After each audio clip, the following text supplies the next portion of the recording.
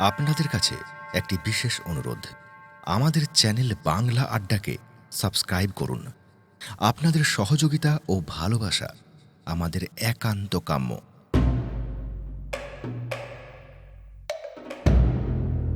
নমস্কার বন্ধুরা, আজ আবারও আপনাদের জন্য নিয়ে এলাম সৈয়দ মুস্তাফা সিরাজের কলমে মুরারিবাবু সিরিজের আর একটি দুর্দান্ত ভূতের গল্প, মুরারিবাবুর মোটর গাড়ি।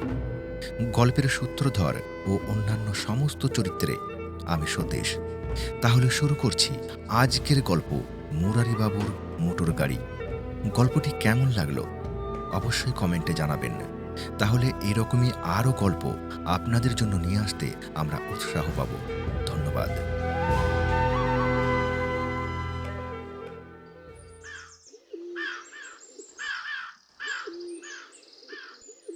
গ্যারেজে কালো গাড়িটার মধ্যে এতটুকু ভৌতিক ব্যাপার নেই।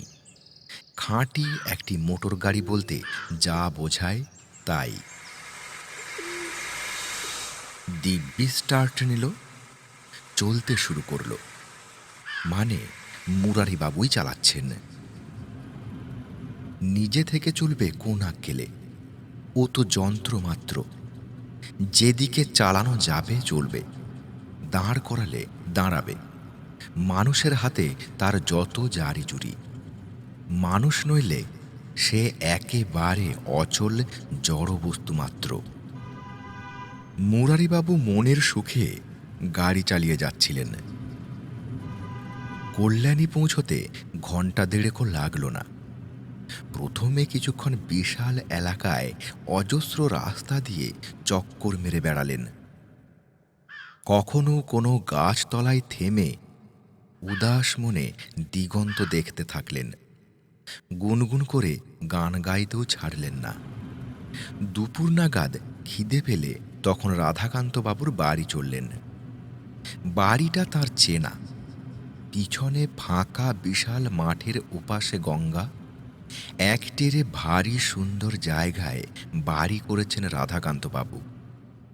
মুরারিবাবুর অফিসের সহকর্মী ছিলেন ভদ্রলোক। একই সঙ্গে অবসর নিয়েছেন চাকরি থেকে।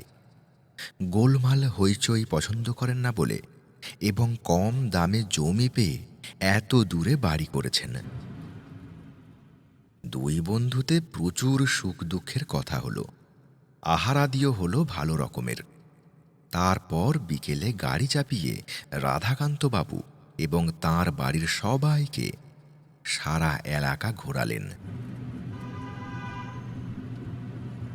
রাধাকান্তবাবু রাতে তাকে থেকে যেতে বলবেন সে তো জানা, কিন্তু মুরারিবাবু খেয়ালি এবং গোঁ ধরা মানুষ বরাবর। হঠাৎ মাথায় ঝোঁক চেপে গেল কলকাতা ফিরবেন।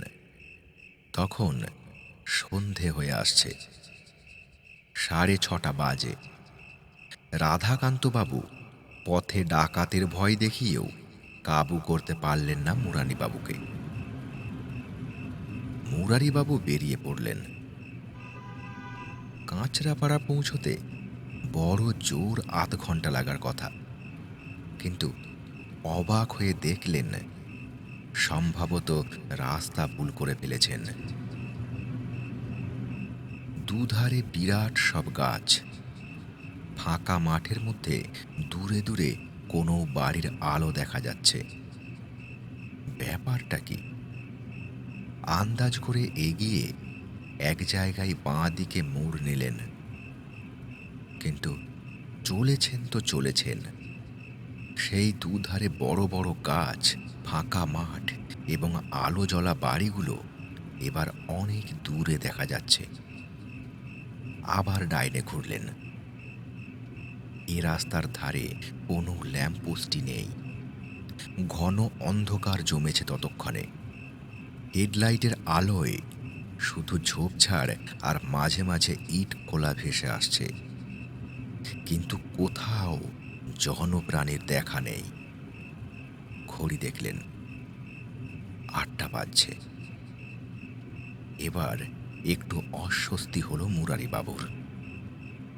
দূরে একটা আলো জ্বলা বাড়ি দেখা যাচ্ছিল, সেদিকেই এগিয়ে চললেন। বাড়িটা ওই রাস্তার ধারে বলেই মনে হচ্ছিল, কিন্তু যত যাচ্ছেন বাড়িটার দূরত্ব যেন একই থেকে যাচ্ছে। স্পিড বাড়িয়ে দিয়েছেন গাড়ির, মনে হচ্ছে ঘন্টায় 50 মাইলেরও বেশি গতি। এ গাড়ির পক্ষে এ গতি চরম। ইঞ্জিন গরম হয়ে উঠেছে। হঠাৎ দুর্ঘটনা ঘটে গেলে বিপদে পড়তে পারেন, তাই একটু সংযত হলেন মুরারিবাবু। তারপর হঠাৎ একসময় একটা ব্যাপার তিনি টের পেয়ে শিউরে উঠলেন। গাড়িটা আর যেন তাঁর আয়ত্তে নেই, আপনা আপনি চলছে। স্পিড কমাতে গিয়ে টের পেলেন কমল না। ব্রেক কষলেন ভয় পেয়ে। আশ্চর্য, ব্রেক কষা গেল না। স্টিয়ারিংটাও যেন অন্য কেউ ধরে আছে। কারণ সামনে বাঁক দেখে তিনি ঘোরাবার জন্য তৈরি হতে না হতে স্টিয়ারিং নিজে থেকে ঘুরতে শুরু করলো। তখন আঁতকে উঠে হাত সরিয়ে নিলেন। আশ্চর্য এবং আশ্চর্য, পরম আশ্চর্য। স্টিয়ারিং যেখানে যেমন ঘোরার ঘুরছে, কোথাও গাড়িটা ধাক্কা খাচ্ছে না। তারপরই ঘটল আরও অদ্ভুত ব্যাপার। আচমকা একটা ব্রিজের আগে ভাঙাচোরা জায়গায় গাড়িটার ব্রেক আপনা আপনি শব্দ তুলে গতি সামলানো হলো, এবং জায়গাটা পেরিয়ে ব্রিজে ওঠার পর ঘ্যাঁচ করে গিয়ার টানার শব্দ হলো। মুরারিবাবু গিয়ারেও হাতটা ঠেকাননি, অথচ মুরারিবাবুর শরীর হিম হয়ে গেল। তবু মাথা ঠান্ডা রেখে বসে রইলেন। স্টিয়ারিং, ব্রেক, গিয়ার আয়ত্তে আনার শেষ চেষ্টা করলেন, পারলেন না। যেন কোনো অদৃশ্য ড্রাইভার তাঁরই জায়গায় বসে গাড়িটা চালিয়ে নিয়ে যাচ্ছে। এমনই ভয় পেয়ে বাঁ দিকে সরে গিয়ে বসলেন। ড্রাইভারের জায়গা ফাঁকা রইল, আর অশরীরী সেই ড্রাইভার স্টিয়ারিং দরকার মতো ঘুরিয়ে এবং গিয়ারে মাঝে মাঝে শব্দ তুলে গাড়িটাকে নিয়ে চলল কোথায়। মুরারিবাবুর মাথা ঝিমঝিম করছিল। হঠাৎ দেখলেন সামনে একটা গাড়ির হেডলাইট দেখা যাচ্ছে এতক্ষণে। তারপর দেখলেন ওটা একটা লরি, প্রচণ্ড বেগে আসছে। পাশ কাটিয়ে যাওয়ার সময় তার আলোয় মুরারিবাবু দেখতে পেলেন, স্পষ্ট দেখলেন, স্টিয়ারিংয়ের সামনে তার পাশে মাত্র 1 ফুট তফাতে কে যেন বসে আছে। তার মুখে দাড়ি গোঁফ আছে যেন, আর পোশাকটা বিলিতি বলেই মনে হলো। মুখটা লালচে রঙের, এবং সেই অশরীরী ড্রাইভার যে একজন সাহেব তাতে কোনো ভুল নেই। মুরারিবাবুর আর মাথার ঠিক রইল না, গোঁ গোঁ করে অজ্ঞান হয়ে গেলেন।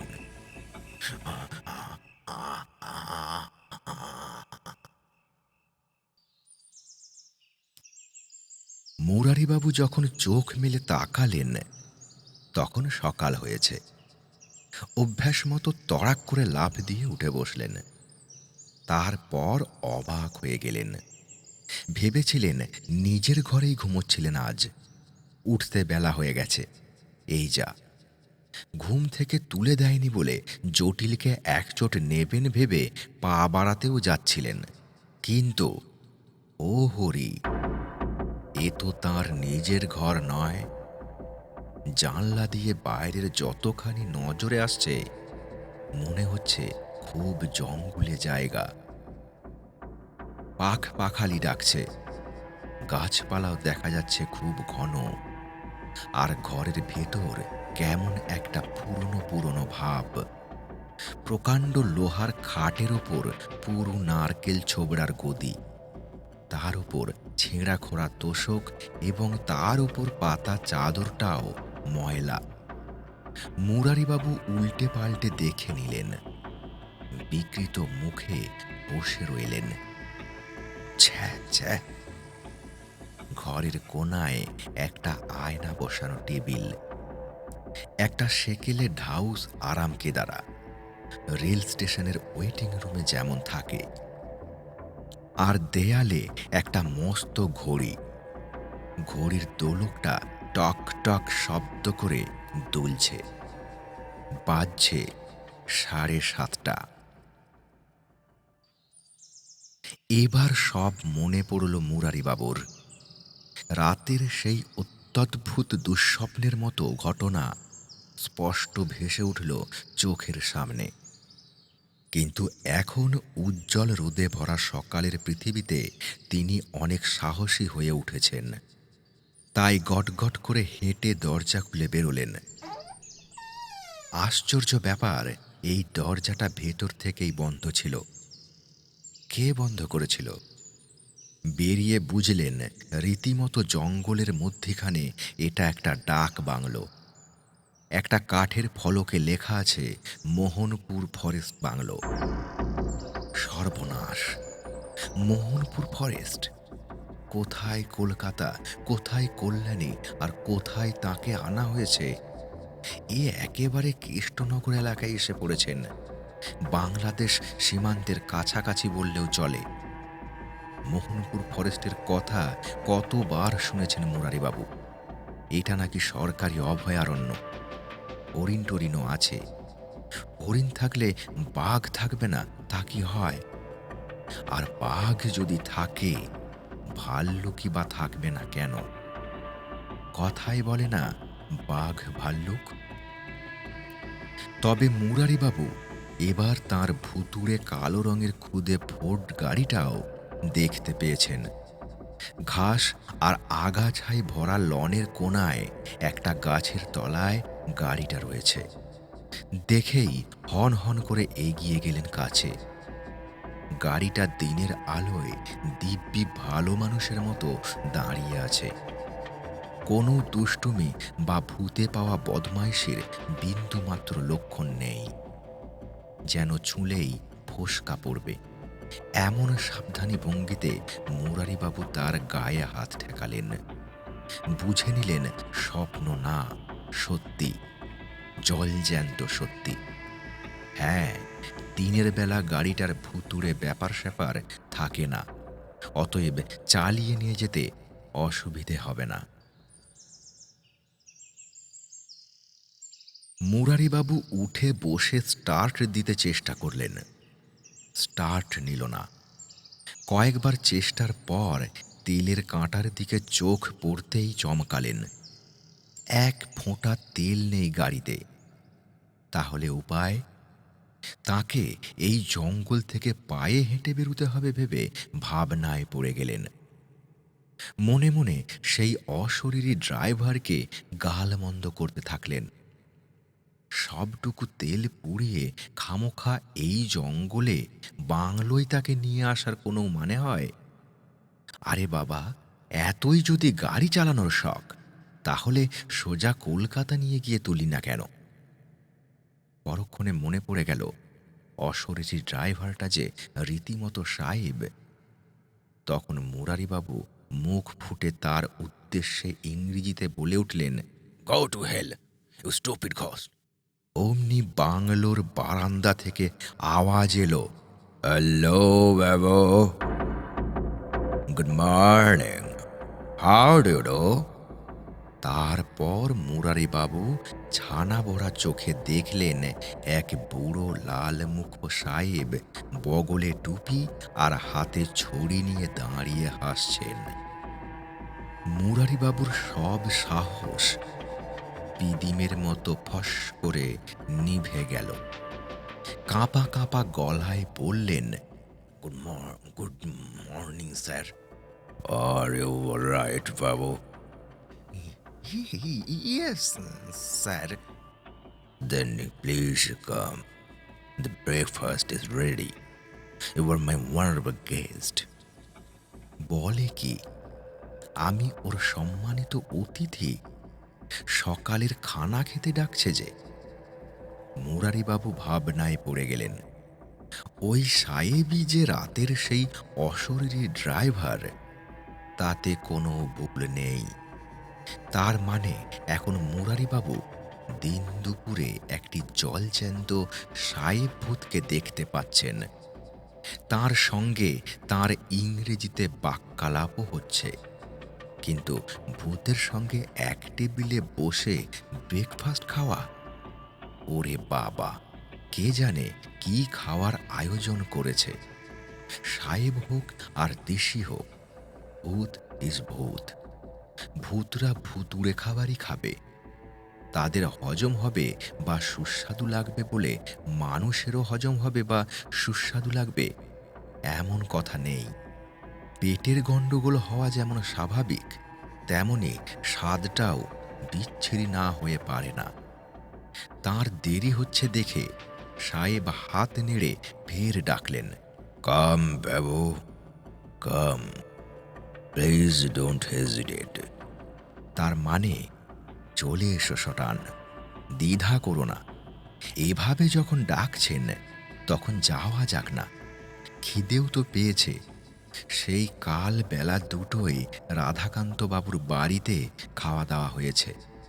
প্রায় ১৭ ঘণ্টা যাবৎ পেটে দানা পানি পড়েনি। আর ভয়টা কিসের? কাল রাতে নির্জন রাস্তায় ইচ্ছে করলেই তো সাহেব ভূত ঘাড় মটকাতে পারত। মটকায়নি। এই দিনের বেলা আর ঘাড় মটকাবার সাহস কি হবে ওর? অতএব যাওয়া যাক, ভূতের খাবার চেখেও দেখা যাক। এ বরং এক বিচিত্র অভিজ্ঞতা হয়ে থাকবে জীবনে। মুরারিবাবু গটগট করেই হেঁটে গেলেন হাসি মুখে। বারান্দায় উঠে হাত বাড়িয়ে দিলেন হ্যান্ডশেক করার জন্য। সাহেব কিন্তু তার ছড়ি ধরা বাঁ হাতটা বাড়িয়ে দিলেন। তখন মুরারিবাবু দেখলেন ওর ডান হাতটা কাটা, কোটের শূন্য হাতাটা ঝুলছে কাঁধ থেকে। কিন্তু অদ্ভুত কায়দায় ওই হাত দিয়েই টুপিটা বগল দাবা করে রেখেছেন। এবার ছড়িটা বগল দাবা করে হ্যান্ডশেক করলেন। মুরারিবাবুর মনে হলো প্রচণ্ড ঠান্ডা এক টুকরো বরফ তাকে, কিংবা তিনি বরফের টুকরোটাকে আঁকড়ে ধরেছেন। হাত ছাড়াছাড়ি হয়ে কিছুক্ষণ মুরারিবাবুর হাত নিঃসাড় হয়ে রইল। ঠান্ডায় রক্ত যেন জমে গেছে। নাকি সাহেবরা শীতপ্রধান বরফ পড়া দেশের লোক বলেই তাদের শরীর এমন ঠান্ডা হয়? মুরারিবাবু জীবনে কোনো সাহেবের সঙ্গে হ্যান্ডশেক করেননি। সাহেবের পিছু পিছু বাংলোর অন্য ঘরটায় ঢুকে দেখলেন টেবিলে পুরনো ছেঁড়া একটা ঢাকনা। তার উপর চমৎকার লোভনীয় খাবার সাজানো আছে। স্যান্ডউইচ, ডিমের অমলেট, কলা, আপেল, আঙুর পর্যন্ত। একটা প্লেটে সন্দেশ দেখে অবাক হলেন মুরারিবাবু। তাহলে সাহেবরাও সন্দেশ খায়? পটে সম্ভবত কফি রয়েছে। আহ! মুরারিবাবুর নোলায় জল এসে গেল। না, সাহেব ভূত হতে পারে, এবং হোক না ভূত, কি ক্ষতি? কিন্তু খাবারগুলো মোটেও ভুতুড়ে নয়, রীতিমতো সুস্বাদু। জটিলের হাতের সেঁকা আর পচা মাখন মাখানো টোস্ট, বাদুর চোষা কলা আর কুকুরের কানের মতো শক্ত অমলেট খেয়ে মুরারিবাবুর ঘেন্না ধরে গেছে। আর আঙুর, এমন মিঠে রসে টইটম্বুর আঙুর খেতে পাওয়া কি সহজ কথা?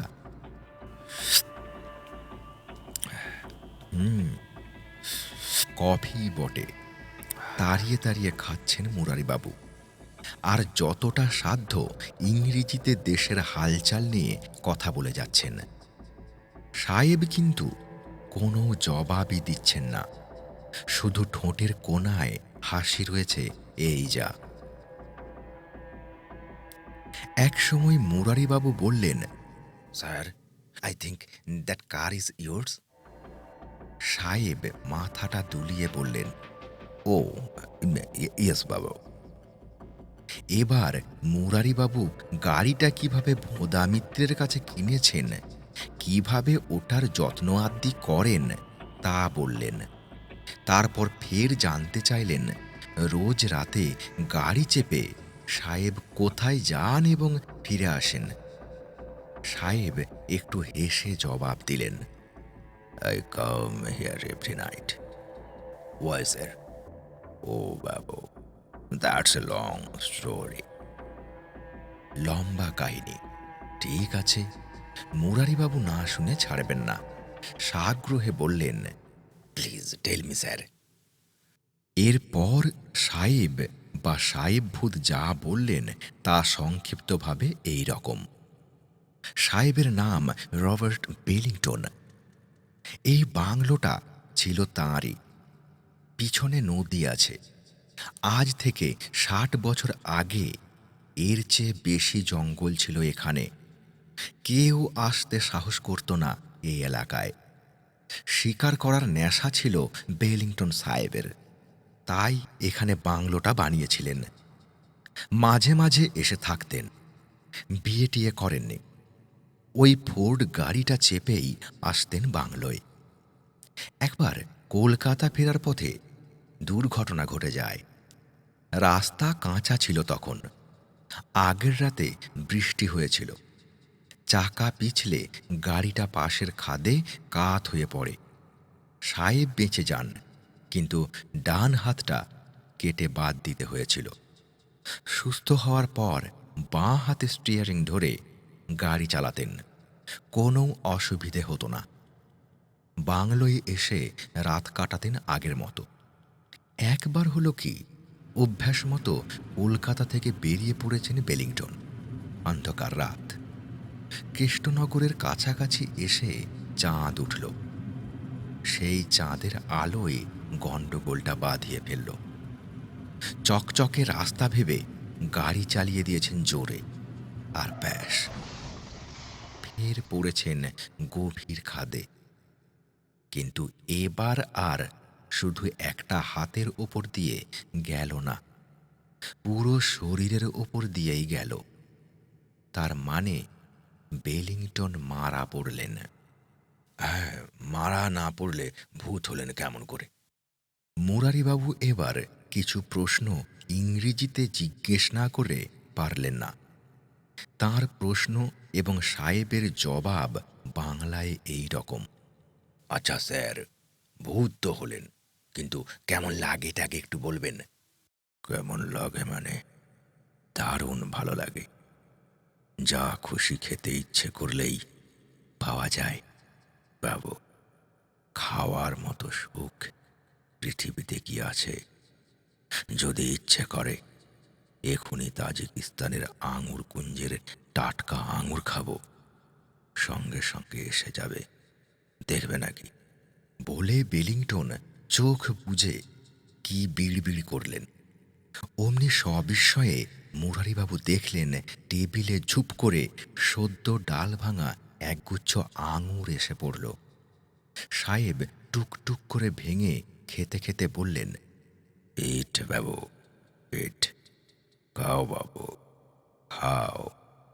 সাহস করে হাত বাড়িয়ে মুরারিবাবুও গালে পুড়তে থাকলেন। আহা, কি অপূর্ব স্বাদ! চাঁদনি বা নিউ মার্কেটের আঙুর তো খেয়ে দেখেছেন, টক ভাবটা থাকবেই, সে তুমি যত দাম দিয়ে কেন। আর এই আঙুর কি মিঠে, কি রসালো! আঙুর খেতে খেতে সাহেব বললেন, দেখলে তো, মরে ভূত হওয়ার কত সুখ। মুরারিবাবু তারিফ করে বললেন, আচ্ছা স্যার, যদি বাগবাজারের রসগোল্লা খেতে চাই? তুমি চাইলে তো হবে না বাবু, তুমি জ্যান্ত মানুষ। আমি চাইলেই পেয়ে যাব, ইচ্ছে করলেই হলো। নোলায় জল নিয়ে মুরারিবাবু বললেন, ইচ্ছে করুন না স্যার। সাহেব চোখ বুজে ফের বিড়বিড় করা মাত্র কে যেন অদৃশ্য হাতে মুখে শালপাতা আটা একটা মাটির সরা সাবধানে টেবিলে রাখল। মুরারিবাবু শাল পাতা ছিঁড়ে ফেলতে দেরি করলেন না। আহ, অপূর্ব, খাসা, ডাগর ডাগর সে তো শুভ্র রসালো রসগোল্লা ভরা রয়েছে সরাটায়। সাহেবের মুখের দিকে তাকিয়ে মুরারিবাবু বললেন, খাও স্যার। আল বহুত খাবে, খেলে তবেই তো বুঝবে মরে ভূত হওয়ার কি আনন্দ। মুরারিবাবু গালে পড়লেন, মহানন্দে মুখ নেড়ে চিবুতে থাকেন। আহ, পাটা ভারী, কি অপূর্ব, আহা! মন প্রাণ জুড়িয়ে গেল, ভরে গেল একদম। এবার সাহেবকে বলে কয়ে বর্ধমানের সীতাভোগ আর মিহিদানা আনাতে পারলে জীবন ধন্য হয়।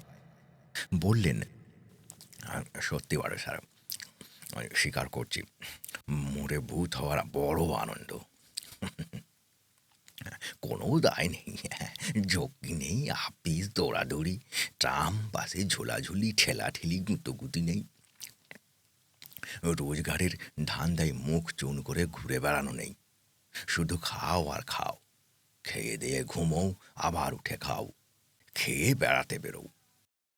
বেলিংটন বললেন, আর বেড়াতেও অসুবিধে নেই। মোটর গাড়ি চাও, তাও পাচ্ছ, তবে মোটর গাড়িটিও মরে ভূত হওয়া চাই। বুঝেছ তো? আমার এই ফোর্ড গাড়িটা ভাগ্যিস সেই দুর্ঘটনায় আমার সঙ্গেই মারা পড়েছিল, তাই ওটা পেতে অসুবিধে হয়নি। রসগোল্লার সরা সাবার করতে করতে মুরারিবাবু বললেন, কিন্তু কিন্তু স্যার, গাড়িটা মোদা মিত্রের গ্যারেজে গেল কিভাবে? আরে, সে এক কাণ্ড। গাড়ির ভাঙাচোরা যন্তর আর বডিটা কুড়িয়ে মল্লিক বাজারে কারা বেচে দিয়ে এসেছিল। তোমাদের ভোঁদা মিত্রের তাকে মাত্র 25 টাকায় কিনে জোড়া তাড়া দিয়ে আগের মতো গড়ে ফেলেছিল। লোকটার প্রশংসা করতে হয়, অবিকল আগের চেহারা ফিরিয়ে দিল। মুরারিবাবুর রসগোল্লা খাওয়া শেষ। এবার বর্ধমানের সীতাভোগ মিহিদানার কথাটা তুলবেন। কাঁচুমাচু মুখে বললেন, স্যার, এবার। তাকে বাধা দিয়ে বেলিংটন বললেন, সব হবে, সব হবে, কিন্তু এবারে তাহলে স্বীকার করছো তো বাবু, মরে ভূত হওয়ার মতো আনন্দ আর নেই? মুরারিবাবু উৎসাহে সায় দিয়ে বললেন, আলবাত স্যার, তার বলতে বেঁচে থাকার কোনো মানেই হয় না। অমনি সাহেব উঠে দাঁড়িয়ে বললেন, তাহলে এসো। অবাক হয়ে মুরারিবাবু বললেন, কোথায় স্যার? কেন, মরতে? মরতে? মুরারিবাবু ফ্যাল ফ্যাল করে তাকালেন। হ্যাঁ, না মরলে ভূত হবে কি করে? চলে এসো বাবু, দেরি করো না। আরে, শুনতে যতটা লাগে তত কিছু নয়, টেরই পাবে না। এসো, উঠে এসো। মুরারিবাবু আঁতকে উঠলেন। এবার বুঝতে পেরেছেন ঝোঁকের বশে কি বলে ফেলেছেন। হায় হায়, খাওয়ার লোভেই এই বিপদ। বেলিংটন টেবিলের ওপর দিয়ে বাঁ হাতটা বাড়িয়ে খপ করে মুরারিবাবুর একটা হাত ধরে ফেললেন। তারপর হ্যাঁচকা টান মেরে ওঠালেন তাকে। চেয়ারগুলো দুমদাম ছিটকে পড়ল। বেলিংটন প্রচণ্ড ঠান্ডা একটা হাতে তাকে হিড় হিড় করে টেনে নিয়ে বাংলো থেকে বেরোলেন। এবার মুরারিবাবু আর্তনাদ করে উঠলেন, ওরে বাবারে, ওরে বাবারে, ওরে বাবারে, মেরে ফেলে রে! কিন্তু বেলিংটন তখন নিজ মূর্তি ধরেছেন। কোট প্যান্ট পরা আস্ত কঙ্কাল হয়ে উঠেছেন। কঙ্কালটার একটা হাত নেই, এই যা। এবং সেই কঙ্কালের মুন্ডুটা দাঁত কিড়িমিড়ি করে হাসছে, আর বরফের চেয়ে ঠান্ডা হাড়ের আঙুলে মুরারি বাবুর লিকলিকে কবজি ধরে আছে। টানতে টানতে নিয়ে যাচ্ছে তাকে। এই বিজন অরণ্যে কেই বা তাকে বাঁচাবার জন্য আসবে? একেই তো বলে অরণ্যের রোদন। মুরারিবাবুর গলা ভেঙে গেল চেঁচাতে চেঁচাতে। তখন চুপ করলেন। বাঁচাও, বাঁচাও। বেলিংটন তাকে সেই ফোর্ড গাড়িতে ঢুকিয়ে কঙ্কালি হাস্য হেসে বললেন, এত ভয় পাচ্ছ কেন বাবু? টেরই পাবে না কিছু। মরার চেয়ে সোজা কাজ আর নেই। তবে তোমার মারা পড়াটা যাতে আরো ঝটপট হয়, সেই ব্যবস্থা করতেই তোমায় গাড়িতে ওঠালাম। চুপ করে বসে থাকো। বাঁ হাত মানে হাড়ের হাত কোটের হাতায় ঢাকা রয়েছে, এবং হাতের আঙুলগুলো এবার মুরারিবাবুর পিঠ বেড় দিয়ে স্টিয়ারিং ধরেছে। অর্থাৎ মুরারিবাবু বেলিংটনের শরীরের তলায় বন্দী। গাড়ি চলতে শুরু করল। জঙ্গলের মধ্যে এবড়ো খেবড়ো কাঁচা রাস্তায় ধুলো উড়িয়ে গাড়ি চলেছে। মুরারিবাবু প্রাণের আশা ছেড়ে দিয়ে অগত্যা চুপচাপ বসে আছেন কুঁজো হয়ে। বড্ড বেকায়দায় বসে থাকা, দম আটকে যাওয়ার দশা। কিছু দূর চলার পর জঙ্গল শেষ হলো। একটা নদীর ব্রিজ দেখা গেল, কিন্তু কোথাও কোনো লোক নেই। মুরারিবাবু রাগে দুঃখে ভাবছেন, জেলেরাই বা নদীতে মাছ ধরতে আসেনি কেন আজ? নদীতে কি মাছের অভাব আছে? ওরা এলে মুরারিবাবু চেঁচিয়ে ডাকতেন।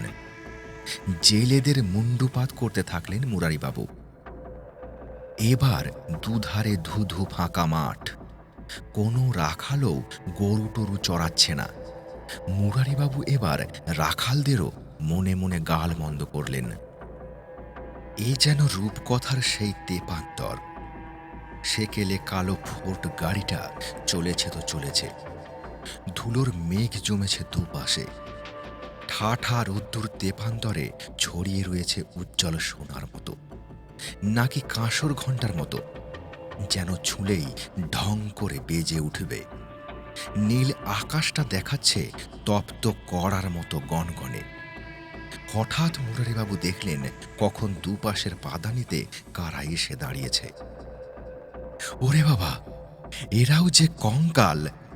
কিন্তু বেলিংটনের মতো পোশাক পরা নয়। তার মানে এরা দিশিবোধ। পাদানিতে দাঁড়িয়ে দিব্যি গাড়ি চড়ার সুখ মিটিয়ে নিচ্ছে বুঝি। নির্ঘাত এরা কলকাতার ট্রাম বাসে চড়ে আপিস যেত ইহকালে। তারা জানালায় মুন্ডু বাড়িয়ে হি হি করে হাসছে আর মুরারিবাবুকে দেখছে। মুরারিবাবু কাঠ হয়ে বসে আছেন।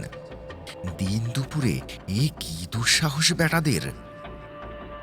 দেশি ভূতের কঙ্কালগুলো এবার সাহেবকে বলতে শুরু করলো।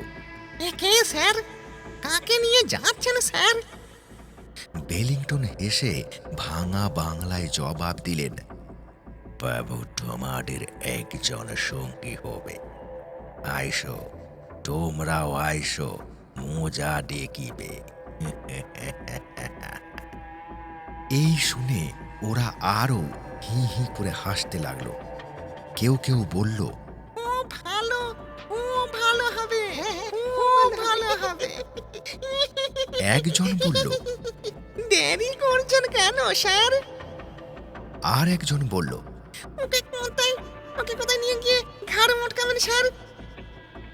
বেলিংটন বললেন, সবুর সবুর, একটু তাড়া কেন আসে? মানে এত তাড়া কেন আছে? আমি বাবুকে আমার কবরে নিয়ে যাচ্ছে, তারপর ইহার গোলা টিপে মারিবে। এক কঙ্কাল বলল, না স্যার, ওর ঘাড় মটকাবেন না। না পারেন তো আমার করে দিন। এই কাজটা আমরা ভালো পারি সে। বেলিংটন হাসতে হাসতে বললেন,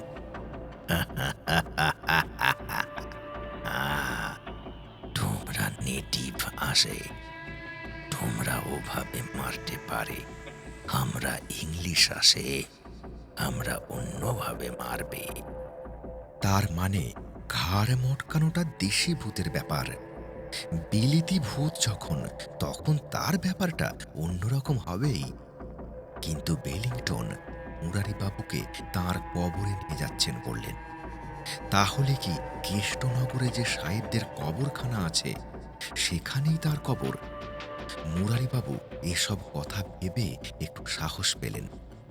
কেষ্টনগরের ধারে কাছে যেতে পারলে বাঁচার একটা উপায় মিলতে পারে। লোকজন তো সেখানে প্রচুর আছে, শহর জায়গা। রস্য সাহেব, তোমার মজা দেখিয়ে ছাড়ব। আজকালকার দেশি মানুষগুলোকে তো চেনো না, ভাবছো তোমাদের সেই ব্রিটিশ আমলের জিনিস। সাহেব দেখলেই ভয় পাবে। তখন একটা দুটো ক্ষুদিরাম ছিল, এখন অজস্র ক্ষুদিরাম। একালের ছেলেরা কি ডান পিটে তা টের পাওনি কিনা? কিন্তু বেলিংটনের কথা শুনে দেশি ভূতগুলো তখন নিজেদের মধ্যে চোখাচোখি করে ইশারায় যেন কি পরামর্শ করে নিল। তারপর একজন বলে উঠল, স্যার, আমাদের একটা কথা আছে। কে কোঠা আসে? আমরা আমাদের দেশের লোককে নিজের হাতে মারবো, আপনাকে মারতে দেব না। বেলিংটন এসে বললেন, প্যাট্রাইটিজম, দেশাত্মবোধ। সেই সময় দুধারে মাঠ থেকে দলে দলে আরো কঙ্কালকে দৌড়ে আসতে দেখলেন মুরারিবাবু। তারা চেঁচাতে চেঁচাতে আসছিল। কি রে? কি? কি? কি হয়েছে? তারপর তারা এসে কেউ বনেটে, কেউ ছাদের ওপর বসে পড়ল। গাড়ির ওপরে কঙ্কাল, দুই পা দানিতে কঙ্কাল, ইঞ্জিনের ওপর কঙ্কাল। মুরারিবাবু এবার একটু সাহস পেয়েছেন। হাজার হলেও এরা তার দেশি ভাই, ভারতীয় ভূত। এই বিধর্মী সাহেব ভূতের কবল থেকে এরা কি তাকে বাঁচাবে না? অন্তত বেলিংটনের হাত থেকে উদ্ধার হতে পারলে এই দেশি ভাই বন্ধুদের বুঝিয়ে সুঝিয়ে পৈতৃক প্রাণটা রক্ষা করার একটা আশা জেগে উঠল মুরারিবাবুর মনে। ভাবলেন, গতিক বুঝলে বরং একখানা গরম গরম বক্তৃতা দেবেন, তাতে দেশপ্রেমের কথা প্রচুর থাকবে। হ্যাঁ, বিবেকানন্দের সেই প্রখ্যাত উক্তি জুড়ে দেবেন বক্তৃতায়, চণ্ডাল ভারতবাসী, মূর্খ ভারতবাসী, দরিদ্র ভারতবাসী আমার ভাই। আচমকা সেই সময় একটা তুমুল হুলস্থুল ঘটে গেল।